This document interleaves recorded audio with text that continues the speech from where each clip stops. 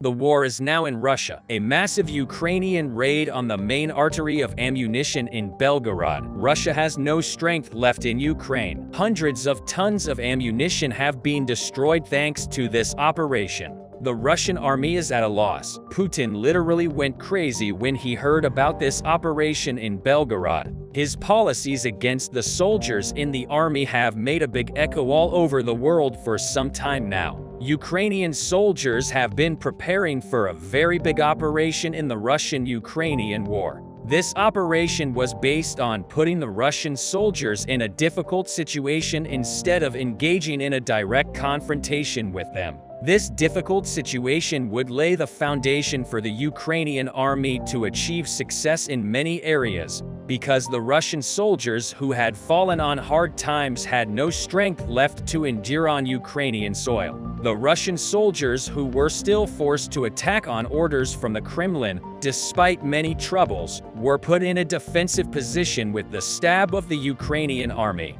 Because the Ukrainian army made a very big operation this time, many Russian young people who were taken from Russia within the scope of mobilization continued to fight reluctantly. No one wanted to fight for Putin after this recent serious deterioration of the conditions due to the success of Ukrainian rights. Realizing this reluctance, Ukrainian soldiers began to think about what they could do to get Russia to withdraw from Ukraine. At this point, a very strong intelligence was transmitted to the Ukrainian army. According to the information conveyed to the Ukrainian army, all ammunition and supplies sent to the Ukrainian region were gathered in a place in the Belgorod region. After this meeting, Russian soldiers determined what was needed for the fronts and directed these trucks to different fronts. In other words, the most critical ammunition network of the war in Ukraine was in this region. It took Ukrainian intelligence almost 6 months to get this information. But thanks to this information, Ukrainian soldiers were now in a position to organize a very different attack. And this attack proved to be a big enough attack to be the end of the Russian troops in the Ukrainian territory. The Ukrainian army found out that the gathering in Belgorod takes place approximately once every 3 weeks. Knowing that a ground attack would be quickly repulsed, the Ukrainian army decided to attack from the air or with long-range missiles. Bayraktars mobilized for the Ukrainian army. The Bayraktars, which moved from Ukraine towards Russia, first conducted a very serious reconnaissance in that region. The fact that the area was a valley enabled them to determine that a major bottleneck would be created by the detonation of the front vehicle of the Russian convoy. This information completely changed the Ukrainian operation. If it could keep the Russian army stationary, the Ukrainian army could easily use long-range Patriots and HIMARS. But there is a small problem. It was not known whether Russia had a defense system covering this area. To find out, 2 Bayraktar were sent to the area as kamikazes. When the Ukrainian army realized that the area where the convoys were gathered was only a little bit outside, they had already decided what kind of operation they were going to carry out.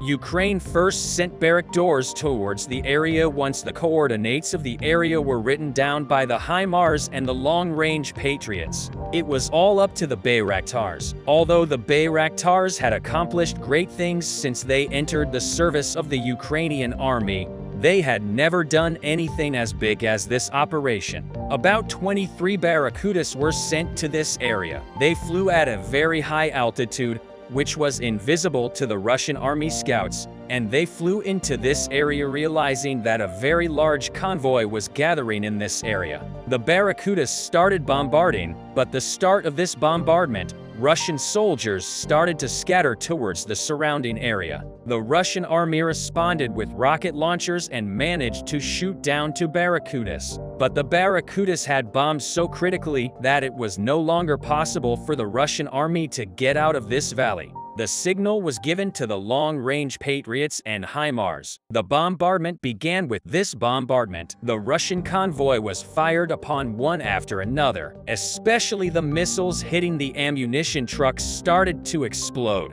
everything in that area, one after the other, but the real explosion happened right away after that. This convoy had a very critical importance for Russia. The Russian army was going to take a very big step against Ukraine for this. A large number of explosives were on their way to the Ukrainian territory with this ammunition convoy. The truck was cornered before the delivery and Russian soldiers tried to take it out of the area, but it was hit by a missile and caused a huge explosion. With this explosion, the Russian convoy was completely blown up. When the Ukrainian Bayraktars continued shelling after this incident, the convoy and many armored vehicles were literally destroyed. But the force of this explosion drove the surrounding units of the Russian army in that direction. Realizing this direction, the Bayraktars began to retreat towards Ukraine. The Russian army arriving in this area hesitated and informed the Kremlin. All the ammunition of all the troops in the Ukrainian sector had been destroyed.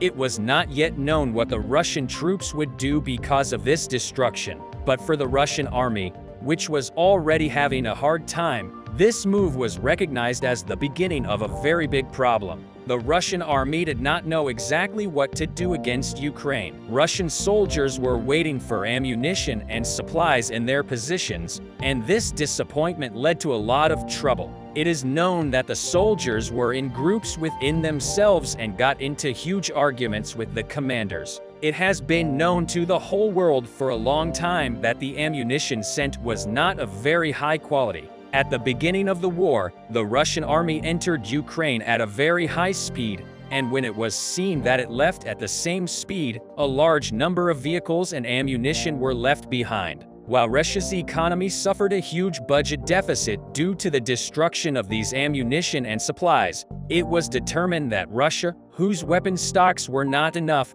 gave weapons from the Soviet Union period to these soldiers. The statements made by one of the captured Russian soldiers were of a nature to confuse Russia. The Ukrainian army knew almost everything that Russia had in this case. Ukrainian soldiers who knew all the weaknesses of Russia continued to take steps accordingly, while the statements made by the captured Russian soldiers showed this to the whole world. The Russian soldiers said that Russia had recently sent very old weapons, stating that these old weapons are not only useless in war but also injure and maim many soldiers, even during trainings. The soldier revealed how much Russia values the soldier. This situation brought Russians whose relatives are at war to their feet.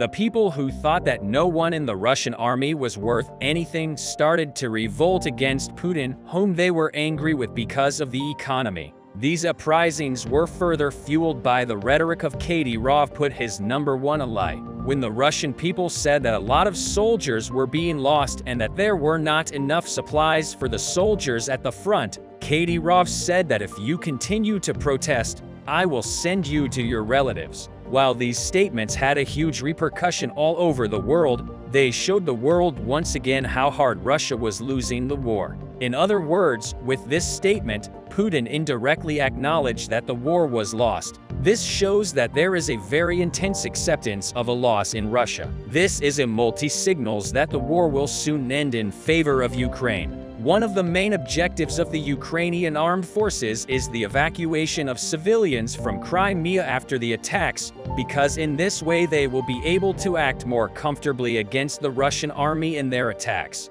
The sensitivity of the Kherson counterattack had cost them a great deal of time. But no matter what, Vladimir Putin continues to mobilize his army to protect the region. However, the psychological damage of the attacks on Crimea was much more effective than expected, and many of the Russians had already left Crimea before these measures were taken. Especially families of Russian officers in Crimea are evacuated. So why is Crimea being evacuated? And through which roads do the Russian residents of Crimea flee? Let's dive into the reasons for the evacuation of the Russians in the Crimea after the Ukrainian attacks and the turmoil within the Russian army. As Divine Justice, we strive to bring you the most striking news, collective and accurate information from the front by working hard day and night with our expert staff as quickly as possible. By subscribing to our channel, you can support glorious struggle for Ukraine. The residents of Crimea have already greatly increased their escape from the peninsula since the first days of February 2023. Now, as a result of the last striking attack by the Ukrainian forces on the peninsula,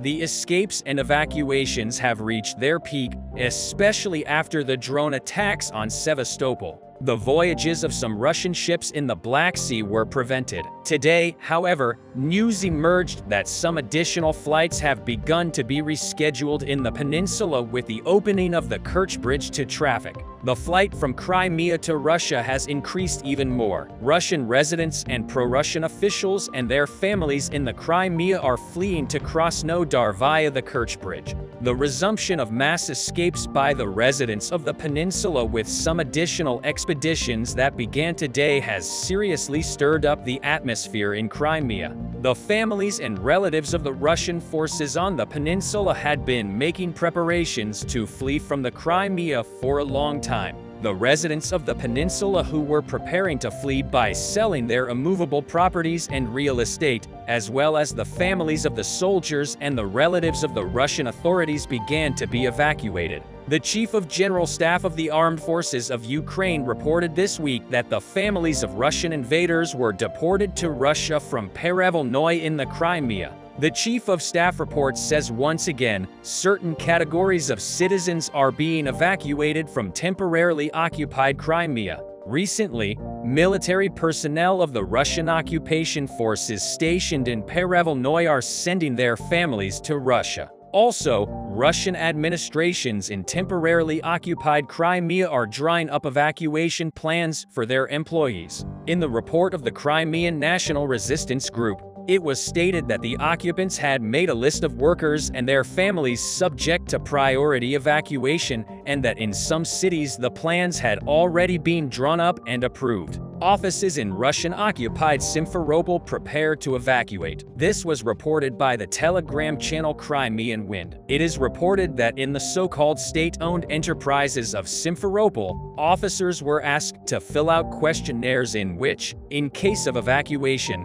the full name of the evacuees and the composition of the family were indicated. The official reason given on the forms was earthquake. However, the channel points out that since it's not yet possible to predict earthquakes, it can be assumed that officials were evacuated due to the threat of the Ukrainian army advancing on the peninsula. The inhabitants of Crimea are doing their best to escape from the peninsula, while the escapees reached incredible numbers. The latest reports show that the Russians are leaving the Crimea en masse after 2014. Mostly Russians settled in Crimea, and Putin, who took the majority of the population, has ruled this region for a long time. The Russian population in Crimea is around 1.5 million, and half of this was settled in Crimea after 2014. Now, according to these data, the Russian population in Crimea is still around 50%, but before the Ukrainian attacks, it was around 62.5 million people live in Crimea. Russians are the ethnic group with the highest density of 60%. However, as it can be understood from here, it is estimated that approximately 250,000 Russians left Crimea. These include mostly Russians, but other ethnic populations are thought to have fled as well. While this figure is increasing day by day, the proxy Russian administration cannot do anything to stop the escape from the peninsula because the inhabitants received serious socio-economic injuries due to this war. The high prices of even the most basic needs in Crimea make it very difficult to make a living there. The Crimean Tatar leader and regional experts predict that at least 500,000 more Russians may leave the peninsula by the summer. On the other hand, the Russian authorities on the peninsula cannot make them believe that Crimea is protected from attacks and to hide the heavy losses of the war in order to calm the panic in Crimea and prevent the escape of the peninsula residents.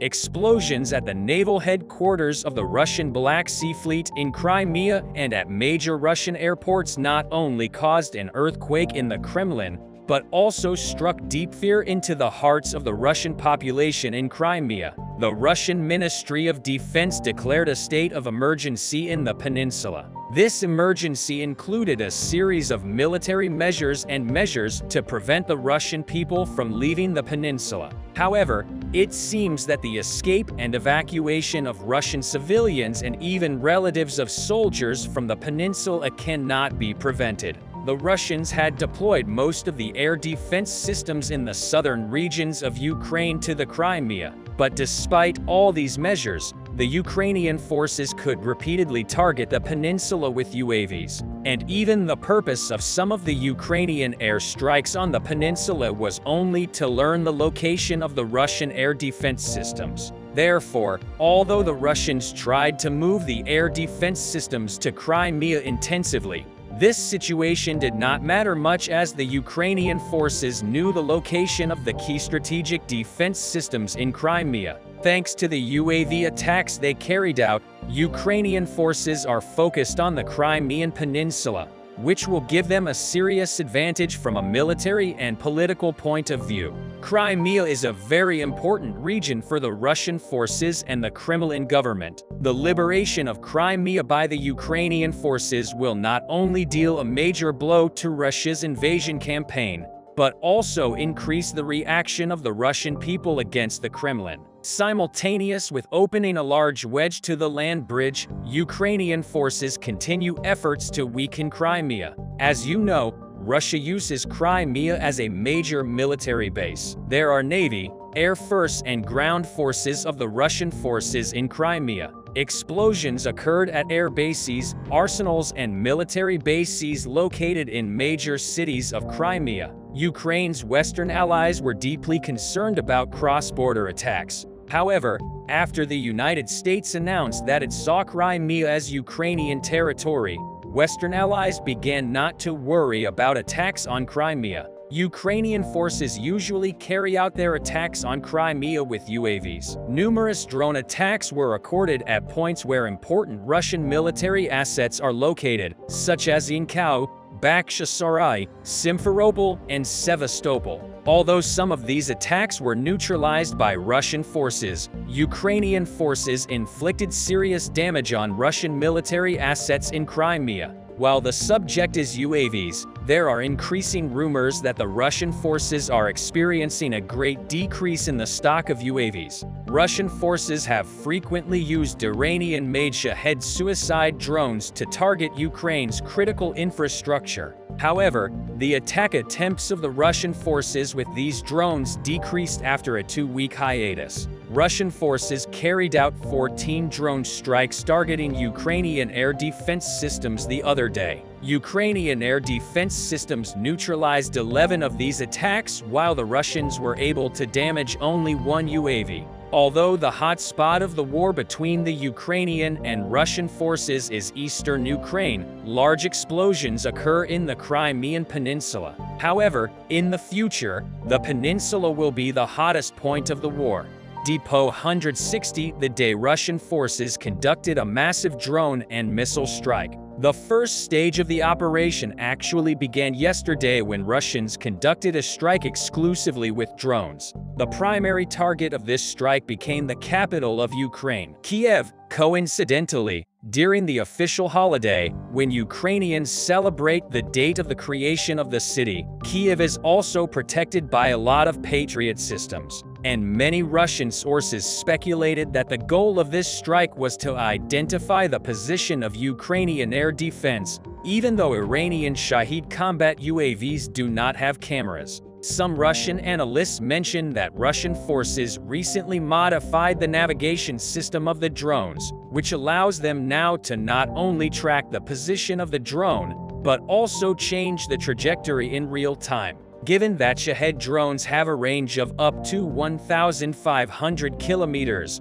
theoretically it allows the drone to fly in circles above a particular area until it is shot down. And once Russians see that the drone was destroyed, they mark the area above which they lost the connection. This is a doubtful strategy because Ukrainian forces figured out early on that the most effective weapon against targets that are flying at low altitudes is small arms. We have already discussed the creation of mobile anti-drone units. However, Ukrainian General Staff reported that the old Su-27 anti-aircraft gun turned out to work even better. Ukrainian General Staff reported that during the night, Ukrainian defenders intercepted 58 out of 59 Shaheeds. To date night, Russians conducted the second stage of their operation, where they targeted areas based on the previously gathered information. Earlier, Ukrainian intelligence noted that Russians started relocating their bombers from the northern bases towards the Caspian Sea,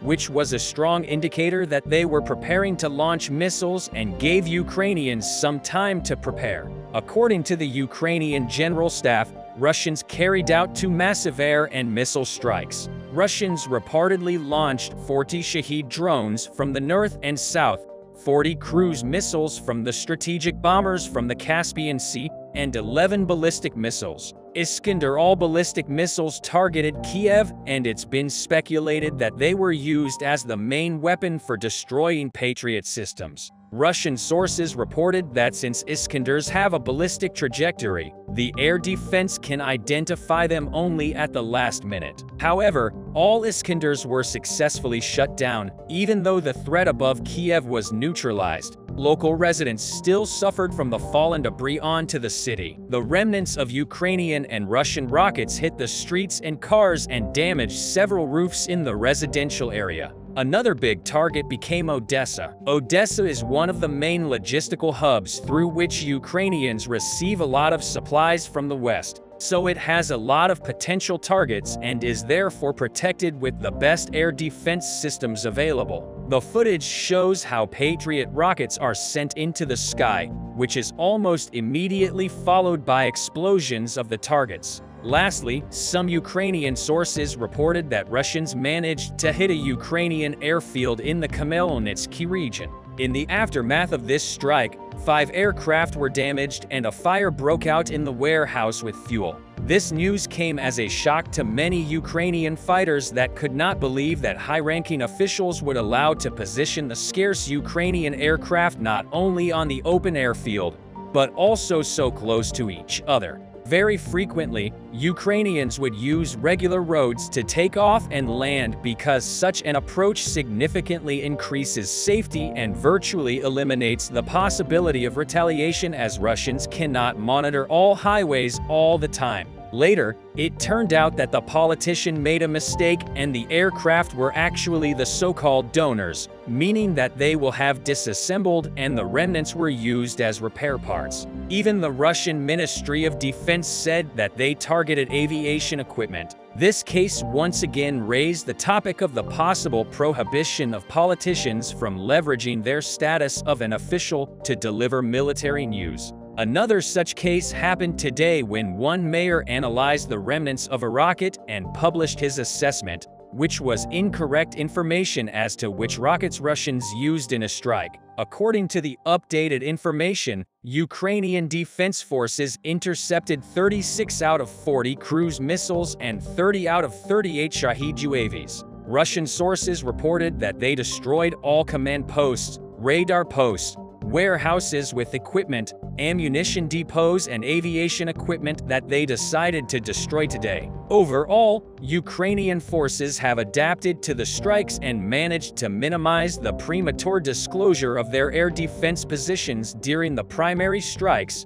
while also maximizing the protection of the biggest cities and logistical hubs during the decisive strikes. Russian Air Force has gradually given up on targeting critical energy infrastructure because the results did not justify the expenditure of missiles. Right now they are trying to destroy Patriot systems as soon as possible in an effort to prevent the US from sending more of them by showing that their equipment is immediately destroyed. If previously Russians were conducting massive missile and drone strikes every 2 or 3 weeks, then now they are doing it every 2 days. Nonetheless, judging by the available footage, Patriot systems continued destroying Russian cruise ballistic and hypersonic missiles.